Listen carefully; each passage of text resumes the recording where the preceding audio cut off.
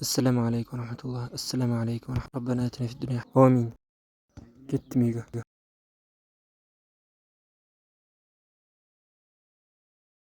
Men mechitden umut менен чыга алдым, соот менен чыгыш керек эле да. Мейли. Сүннөт эле го. Эмкисинде. Менин телефонум калкан турбайбы.